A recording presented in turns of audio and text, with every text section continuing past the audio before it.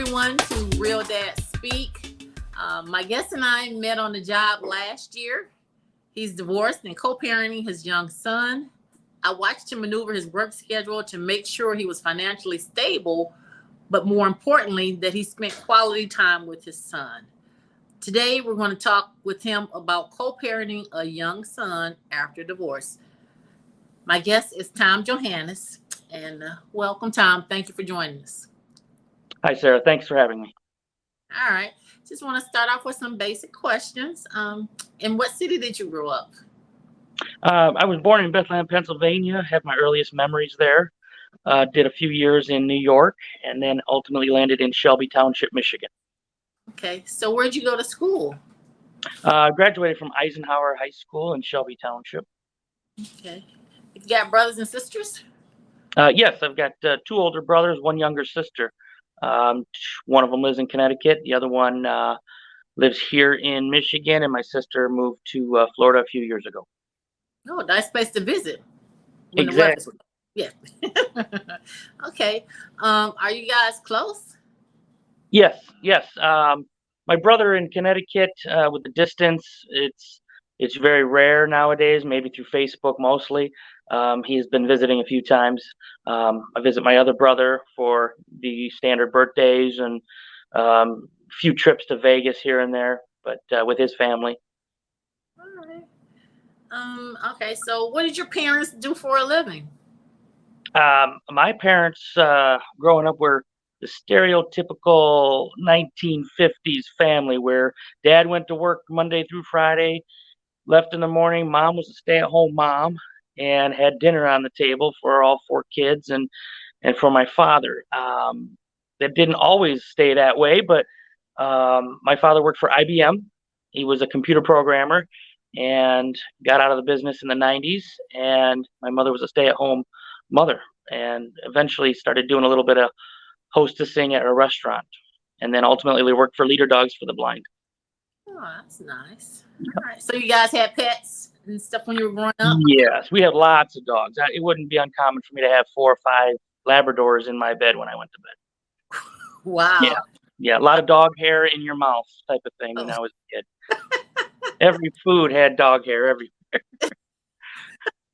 When you're a kid, who cares, right? Right. I don't know what it did for me, but I ate a lot of dog hair. I'm sure of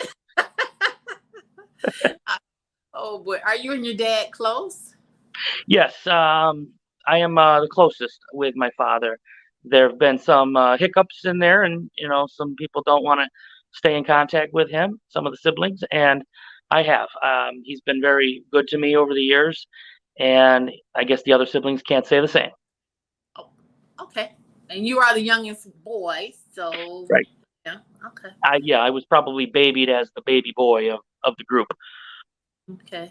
So did your brothers pick on you or whatever? Oh yeah. Oh, I might even have a dent still here from when my brother hit me in the head a couple times. Oh yeah, yeah, yeah. I had fought with my next oldest sibling, my brother, quite a bit when we were teenagers, and then eventually you grow out of it. Right. What about your sister? Did you help to spoil her since she's the youngest? I played with her a lot. I mean, we were only a year and a half apart, so I was her partner to play with Barbie. I was Ken, and when friends start coming around, I would be the annoying brother, and vice versa. Okay. Yeah. All right. So your dad, you're very close to him. Would you say he's the one that influenced you as a dad? Um, Actually, I think that I learned, and I know I have a lot of his traits when it comes to his mentality, thinking, practical life maneuvers. But I tell you what, because he was that stereotypical dad that was Monday through Friday, leave in the morning, come home at night, weekends off. His weekends were always fixing things around the house. It wasn't a lot of playing ball in the yard or attending to the kids' needs. He was the provider, and my fondest memories of him were every 6 weeks going to get a haircut. And Wow. so he was not exactly what I would want to be as a father, or what I have been as a father, because I felt like he was a little absent. But that's because he was always working focused on problem solving around the house or at work. Wow. Okay. Yeah. So, what about your grandparents? Were they around? Your granddad and Um, my folks got busy having a family later in life, so they're a little older than the average. And so my grandparents were deceased by the time I mean, all of them were deceased by the time I reached my teens. So I didn't have a lot of influence with grandparents in my life. okay, so what about your friends? Did any of them, did you hang around with them and watch their fathers interact with them and stuff? Absolutely, I had a good friend base. I I have a good friend that I've had since first grade. Still talk to him today, and real close with him, his family, and watched how they behaved. He was a guy who had a strict father, and so I had to, be on my best behavior around the family when I was over there. Um, but yeah, I had a good base of friends that I enjoyed through my teens. Did you play sports when you were younger? I dabbled in baseball, but then after a minor injury, very minor injury, I elected to start working. And so when I had my driver's license, instead of sports, I was a worker. I liked having cash in my pocket. And then when I had my first teenage girlfriend, I could take her out and drive around. I was one of the first of my group of friends to have a car, got my license. I had parents that were very lenient and allowed a lot of leeway with me. I guess they didn't have to worry about me too much, but I had friends that all went off and did the football thing, and I was working. Okay. Yeah, because I was wondering if you played sports, maybe your friend's dad would come to the games and stuff like that. Take you to the games, and they were around a little bit more than your dad because he always worked or something. But you became your dad a workaholic, huh? I did, yeah, I did, and to this day, if you know me, I'm still trying to fill my days up with either work or something else or the gym. I don't like laying around much. Yes, yes, you're always busy. Now, because you said when your good friend, his dad was strict, so you didn't have to worry about any teenage dads around you or anything like that. None of your friends became fathers early or anything like that when you were in school. No, no. In fact, I think more I took over that role to them. They called me the fun governor. I was always the responsible one, if you know what I mean. Okay. They wanted to do the stereotypical teenage shenanigans, and here I was saying, "No, that's not a bad idea." And as you know, gearing towards what career path I chose makes sense, doesn't it? Yeah. Yes, it does. Yes, it does. So you're dating when you get your car. You're in school and all that. How did you meet your wife? Was she a classmate? No, no. I met my wife later, and it was actually through my job. As you know, I was a police officer for 20 years. So I um, retired in 2021, and the um, the way met my wife was actually through the bank. I was an old-fashioned guy who did not do direct deposit, and I was still cashing checks every Friday. And I went into the bank, and she was a teller at the bank that I would see on a regular basis. And it took quite a bit of time for me to get the courage eventually to say, "Hey, are you single? Give me a phone number." I actually sat down with her and inquired about a loan, Uh-huh. and that was my in and get down and sit down with her at the desk. But Did you that's really how I need a loan? did not get the loan and did not want the loan. Nope, it was she gave me a couple options. I told her I said I was going to buy a classic car. I was looking at options. She gave me two options, and then the third option was to get her phone number, and we went out on a date. And you won her over, huh? Of course I did, Sarah. Of course I did. Yes. First day I think was Olive Garden. So Oh, okay. So, how long were you guys married? we were married for 5.5 years, almost 6 years, and in that time, I had one son with her. Okay. Yeah. How old were you? Were you in your 20s when you got married? I was 29 when I got married, and at the time, um, people asked, "How do you know? How do you know?" And I said, "You Yeah, just know. You just know."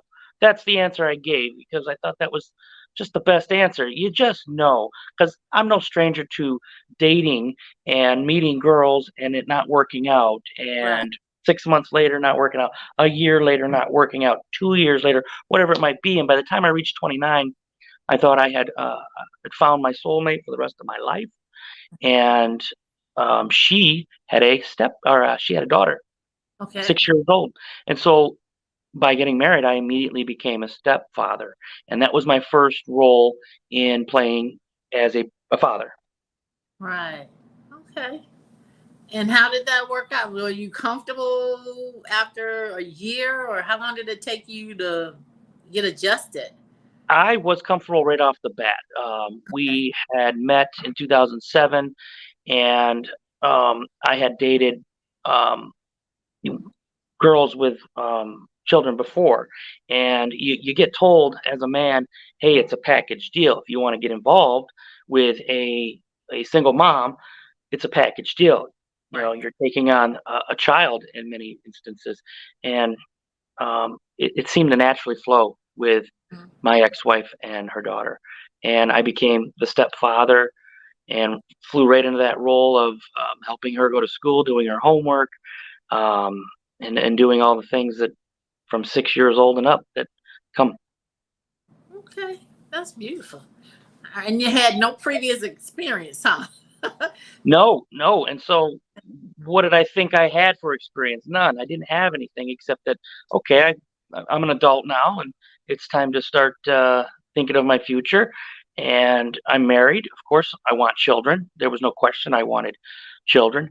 Um, and 2 years later, she was pregnant, and um, I wish I had been better planned on it, but you don't plan these things. I'm married, so what's the problem, right? Right. Except that when she went for I don't know how it happened, but a blood test revealed that she was a carrier of the cystic fibrosis gene. And Oh, so in those situations, I didn't know what cystic fibrosis was all about, and they apparently asked, or it was their process or policy to say, "Hey, Dad, go get tested to see if you are a carrier." mm, And lo and behold, I was also a carrier of the cystic fibrosis gene. And what that means, to any layman term, I said, "What does that mean, Doc?" Well, you now have a 1 in 4 chance of having a child with fully blown cystic fibrosis, mhm. and that kind of put a damper on the pregnancy for me. It made me very, very nervous, scared. I'll Right. say it. It made me scared. Mhm. And there are tests they can do that can be very intrusive. Mhm. But the way it worked out is we did not know until he was born whether he was going to have full cystic fibrosis. Mhm. And he does not have cystic fibrosis. And I got very lucky with a very healthy boy. He was born a little premature, a little small, a Mhm. little early. Um, they tried to stop the labor, but eventually, at a certain point, it's too late. The water broke, and it's time. And he was in the NICU for about a week before he came home. Mhm. And it changes your life, and it's the proudest day of your life, or at least Okay. my life was. Yeah, well, that's good to know. That's good to know. So, how old is your son? Well, okay, so you're still married. You find out um, he's nice and healthy and all that stuff. And then, how soon after did your marriage break down? Um, Life changed a little bit. I uh, kick myself in the butt for looking back at this. During the infant years, Hmm. it's almost as if I wasn't the nurturing type. I have a newborn. Nurturing is something that I apparently didn't naturally take on to. My ex-wife did. She, nurtured and stayed home. Um, had a little bout of postpartum depression, worked through that, and but the nurturing is something that I lacked when it was when my son was in the infant years, and So it you mean wasn't like not changing diapers and feeding him all the time, and if he woke up in the middle of the night, she had to do it. Or not so much, and it didn't bother me. She was always on top of it. She okay. would. push me out of the way to do all that. That was her. She was just a baby loving mother. Right. And so I never really was yelled at or told to do more or do any of that stuff. It just naturally, I kind of got pushed to the side. And I think looking back, I think maybe some fathers go through this is you feel, what about me? Yeah. It's very selfish, right? Right. And then it wasn't until age 3 when I really started to partake and really enjoy having a son because he became fun, of course, right? You He talk could and walk and do talk, walk, everything. play Right. games, and I think looking back, I missed out on a lot of things during the infant years because I maybe checked out a little bit, started working midnight shift, and left her at home during the night hours and would sleep during the day. But don't forget, I had responsibility of stepdaughter who I would be up for in time to get off the bus, walk across the street from school, and I took over more of the handling of the stepdaughter role. Because she was able to talk and tell you what she needed and what she wanted. Whereas your son, when they're small, you don't know what they want. They do a lot of crying or a lot of sleeping, and you want to interact, I guess. And so you didn't realize that, you know, Yeah, yeah, I think that's what it was. yeah, yeah. Okay. So when it broke down, you said, So yeah, well, broke down. Of course, there was a breakdown with the postpartum. Continued into um, uh, some other depression with her, and she started spending money. And I was a very anti-debt person at the time, and when I would see credit cards being racked up for things that I couldn't even explain, I questioned it and would get angry.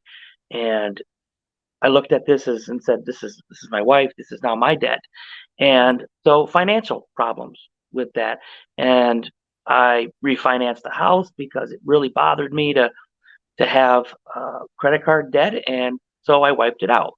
And then lo and behold, another credit card pops up, and it really put a strain on me as saying I have no control over the finances anymore. It seemed like, and so that was one thing. And then we tried counseling, and we did counseling for a while. But I will tell you that after 5, 6 years, it was me who gave up, and it was um, counseling to fix it. But in counseling, is I mouthed the words that I give up, and I remember her crying.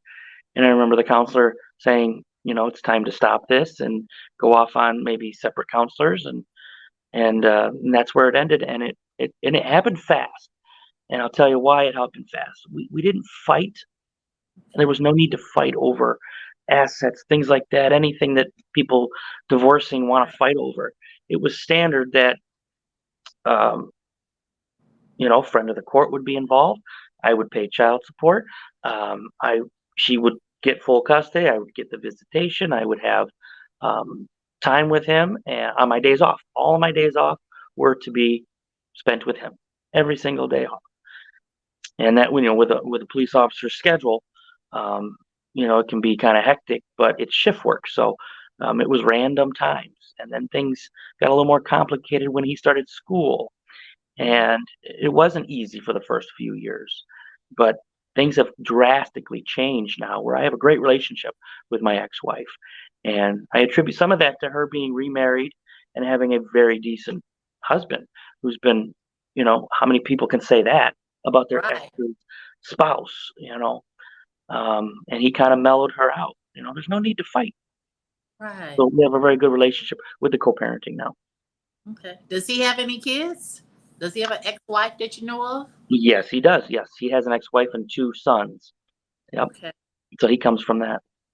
Okay. So that kind of like helped him understand, I think so, and that's why he didn't come in and wanting, "Hey, I'm the big bad stepdad now," Right. and it never was anything like that. He didn't have to come in and you hear so many stories about exes and their spouses, and they don't get along, and there was no need for that in my situation. I know I'm lucky in that aspect.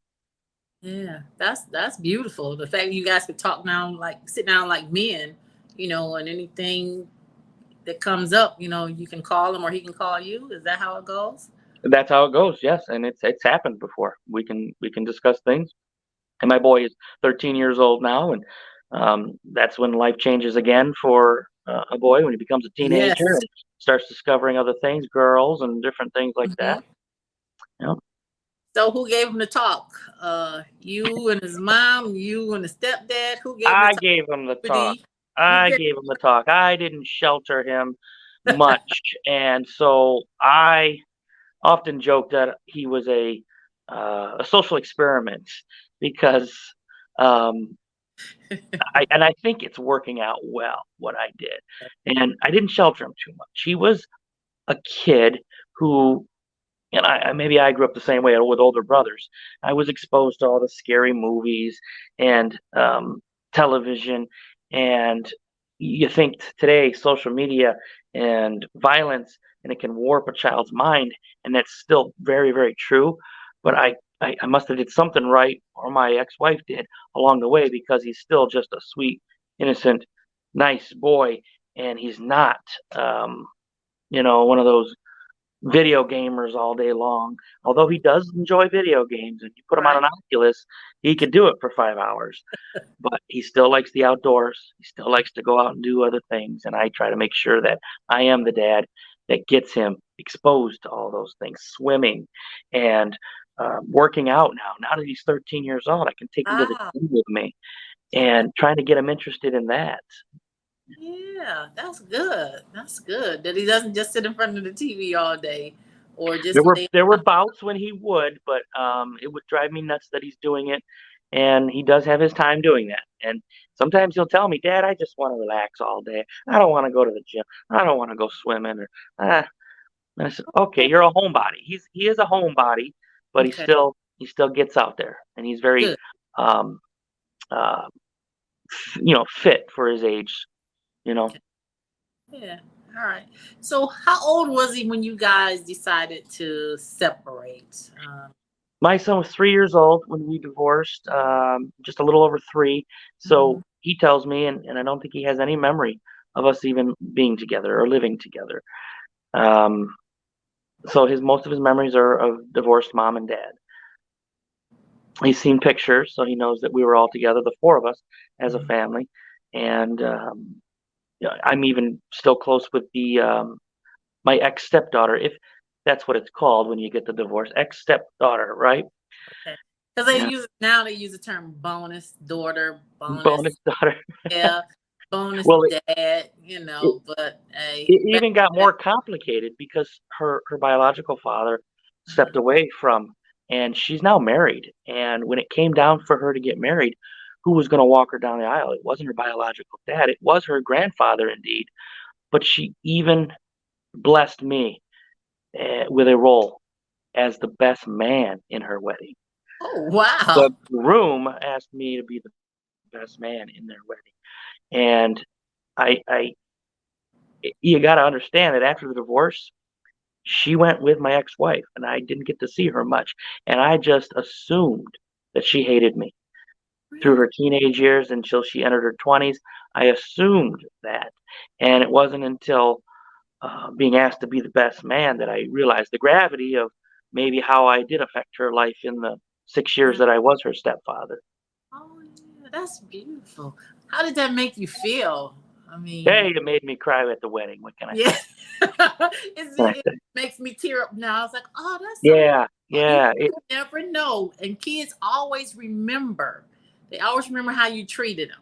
They yeah. always remember how you treated them. Wow. I told her at the wedding, I said, "I thought you hated me, and to be here, standing here, giving a speech at your wedding is, and that's where I lost it."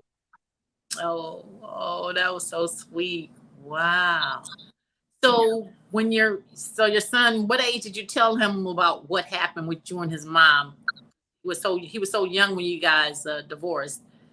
Did he ask you why don't you live together, or did you decide I at the age you would tell him? I don't ever remember there being a conversation about why mom and dad are not together. And maybe it's because it's so common now. Maybe he's surrounded by others in Oh, his school that it never came up into why. It's just that we are divorced. We were married once, and he's never asked. He's never asked, "Hey, mom, dad, why didn't you work out? Why didn't you stay married?" Because I think he's okay with the arrangements I think he's okay with his little life that he has now. He's not asking questions. how long has he had the stepdad? Over 5 years. They got married in 2018, so we're on 5 years with that now. Okay, okay, and he's just been okay with the arrangements so far. Okay, Yeah, I think, and again, he's 13 now, so I think he was living in his own little life. He's got mom, he comes to dad, and people in my situation, guys, dads in my situation, sometimes get the bad rap of being the Disney dad. Have you ever heard that? The Disney dad, right. Yeah, where you're it's one all dad. fun and games when you go to dads. And I do feel that I am missing some of the schoolwork, the hard parts, and calling myself a part-time dad because I get him on weekends or I get him on my full days off where I can devote all my time to him when his mother works, comes home, can't devote all her time, has to deal with schoolwork. I only have to deal with that part of the time. Now, why is that? Um, it didn't seem fair, didn't seem right, and that's why we stray from the friend of the court Right, visitation schedule. Now that he's of this age where, especially in the summer when there's no school to deal with, he right. can come stay with me for a week or two. Hmm. And during COVID, it was the same thing. We did that, but then the virtual schools, and that's what I mean. I got hands on that virtual school, and that was just difficult to. I I heard. understand why kids are struggling now. That virtual school wasn't working for most kids. I don't think. Right. I don't think it was either. Oh no, you got to be in school and learning. But yeah, I feel like I'm missing some of those years. I don't know if I'm getting away with it. I almost wanted to be there to help him with some of the schoolwork. And now, don't get me wrong, a lot of it came home with me for the weekend. He's got to Right. finish this. He's got to finish that, and we would work on that. Um, but I was and am, hey, I got my son today. Let's go do something fun. Fun. Yeah. And so he probably does associate everything I do with my dad as fun. Right. And is that fair to my ex-wife? Is it fair to, I don't know. I don't know. Well, if he's not complaining, what? Right. And isn't that the goal is to. Yeah. So when you're hanging out with them, how important is it for you to express affection with them by words or by actions, like saying "I love you" and hugging them? And do you kiss them? It's funny you say that because I never had that as a kid myself. My Right. family my family was not the I love yous. They just weren't. And when I would get around other friends, I would hear it. And it almost made me uncomfortable. And but now I do. I say I love you. He says it back. And I haven't kissed him in a while, but um, I don't know. Does that end with dads and sons? Because when you're younger, of course, you're kissing them all the time. Doesn't matter. But as he gets older, you're not going to kiss him in front of his friends, obviously. You don't want to do that. Um, but touching, rubbing on the head or hugs every time, every departure, every time I leave him, I give him a hug, and every phone call ends with the same thing. Love you, son, I love you, and I don't know, does that end? Because here I am, a dad, and I don't want it to end, and I never had that as a kid. You know, Right. Yeah. I don't know if it, because I have a grandson that's older than yours, and we before I leave, it's "I love," and then my end of my phone call is "I love you." Bye. You yeah, know. even if it's quick like that, you know how it goes. Yeah. Yeah, I don't know if it ends for me, and I don't know, because even when when my grandson's talking to his dad on the phone, "I love you, pops." So I don't think it ends. All right, good. Let's keep it up. Yeah, I don't think it ends. I think as long as you say it, he'll respond to whatever you say. Yeah, and It's before he goes to bed, that's the same thing. the same It's thing. before you go to bed. Yep, Okay. yep.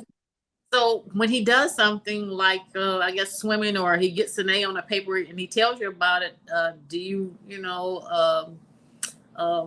praise him for it? Do you tell him, I'm proud of you, I'm glad you accomplished this? Or if he says, I cut the grass today, Dad, without Mom asking, or I cleaned up my room, do you give those praises to him? I do give those praises to him, and he'll call me when he's got something significant to tell me, or he'll text me, "Hey, Dad, guess what?" And I'll respond with, "Yeah, great job, son. That was good." Um, I ask about his schoolwork, and if he's got a bad course or something going on, I give him the look, and I think he wants to please me. Um, uh, with the good grades, obviously, you want to have the good Mhm. grades going there. Um, yeah, I do. Okay. All right. Um, there are, let me see, there are studies that about the effect on children of divorce that say that divorce can leave children under the age of 16 feeling overwhelmed or emotionally sensitive. They may express feelings of loss, anger, confusion, or anxiety, to name a few. Did he show you any of those feelings before?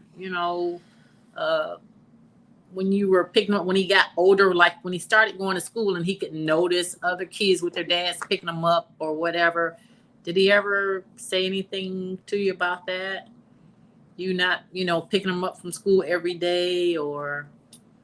No, eh, there were when it was again my days off of work to be with him, I would drive the distance because she did move a distance away, and usually it was anywhere from a half an hour to 45 minutes to drive, and I would go pick him up, and I loved being the dad that picked him up 2 days a week or whatever it was, and in the early elementary years, it was Dad, and he would run to me, and that was the greatest feeling in the world, seeing a familiar face. And as he gets older and into the teen years, friends become more important, and then Right. it's the slowdown of, oh, my dad's here to pick me up. No more of this running to give dad a Right. hug. You know, but yeah, you know. So, are you dating anyone at this time? Yes, I'm currently dating someone I've been dating for going on almost 2 years, Okay. and um, It's she has a daughter that is the same age as my son, and they get along tremendously well. And there isn't even a concern that they would, be more than friends. They are just friends, and they even joke about being brother and sister.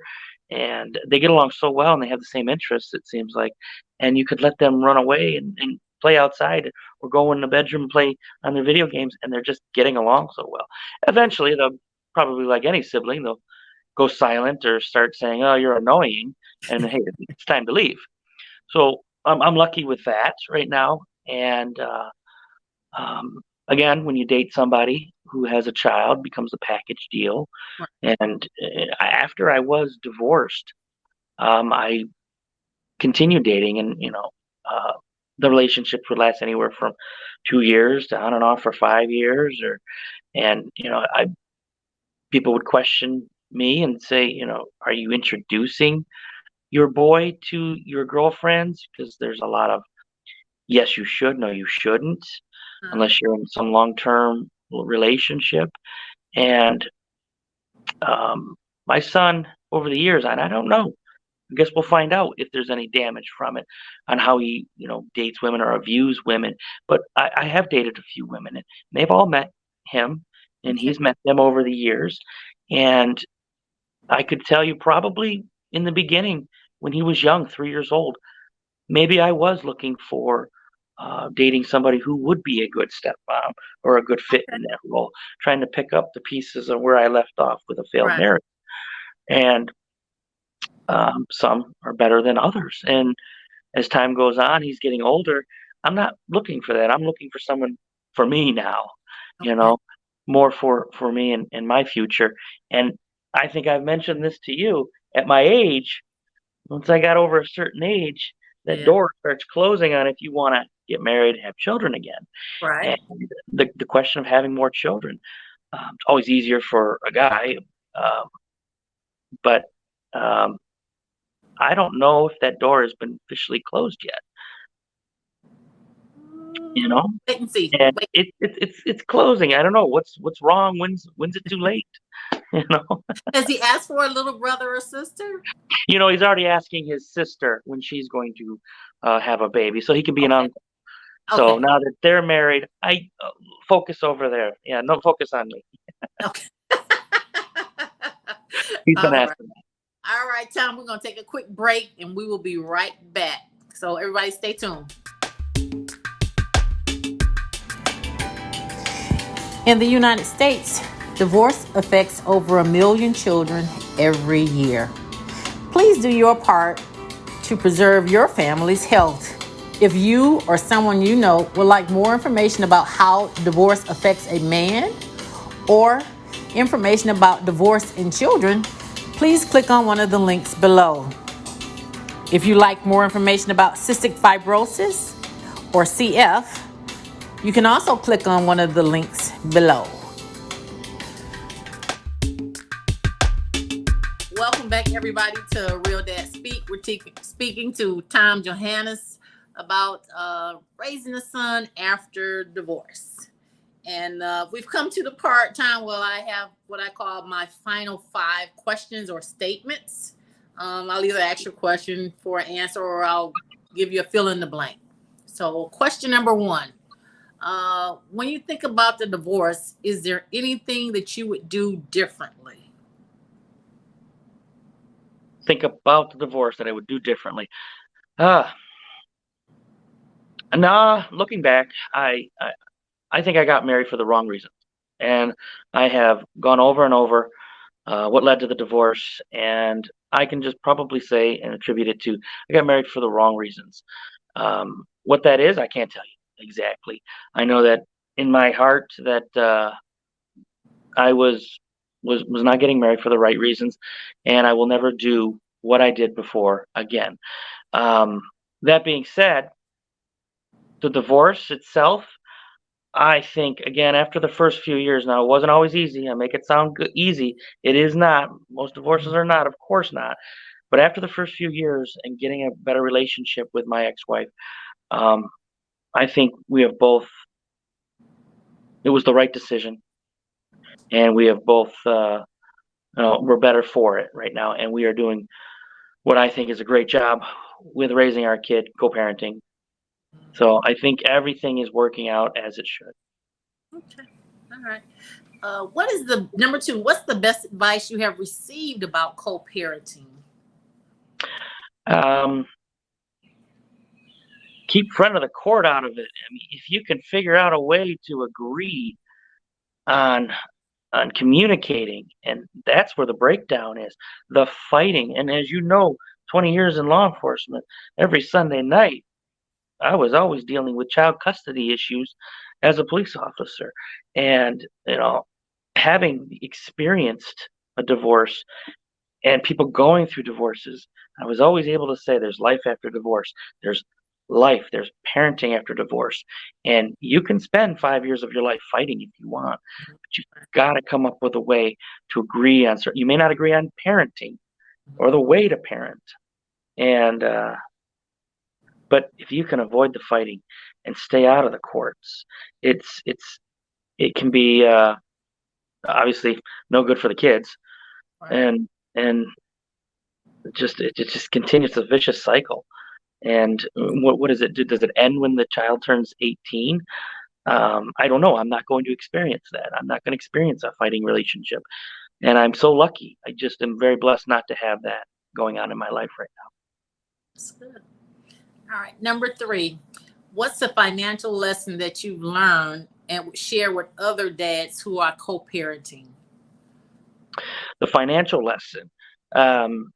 Well, if you're dealing with friend of the court and a standard child support, to me it was never. Maybe it's because of the job I had. I knew what child support was. It's a guaranteed, it's a number system, it's a calculation that the court comes up with based on the amount of time that you have your child versus how much you make, what the other parent makes, and you can't escape it. and people will fight tooth and nail, undercover job or under table jobs to try to fight the system. Get the best job you can do for what you are experienced at. Work extra hours if you can, um, but don't worry about where the money's going. You can't even control that.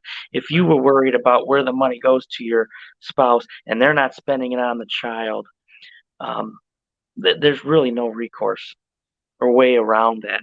Child support is supposed to help the other person, and it just, I mean, financially, you're still going to have to pay for things when the child's with you. You don't look at it as I pay my ex-wife this amount of money, she should pay for this. There's certain things you're just going to have to bend over and just take over and not have to worry about it too much. So financial struggles, um, yeah, like me, if I wasn't happy with what I was making, I'm gonna go do something else. Right. You know, Yeah. stay busy. All right. So number 4, your ex has not only started dating, she's remarried. Um, so what would you advise a dad who now has their child living in the house with another man that's help raising? What advice do you have for him when another man comes in and becomes the stepdad to your son or your daughter? What would you tell them? How would you tell them to interact with that new person in their life? Um, the I don't think you should hide. I don't think you should be shy. Um, when he came into my ex-wife's life, um, I met him. I have nothing against this guy yet. Yet. I have nothing against the guy. Okay, Okay. she's met him. They have decided to get into a relationship, and once, if it's leading towards a marriage, you've got to give them the benefit of the doubt first. Mhm. Um, uh, the way divorces are so prevalent nowadays, and the way the American life is nowadays with divorced parents and remarried parents, and it is now commingled into American daily life. And you want to avoid the fighting. It's not a macho test. It's not a I brought this child. You can't tell my child what to do here. A step parent does have a role, and many times a significant role in the child's raising and development. And so, um, best advice is to communicate directly. If there's no issue with the ex, go direct with them. Go direct. Hey, you're going to be my son's stepfather. Let's talk.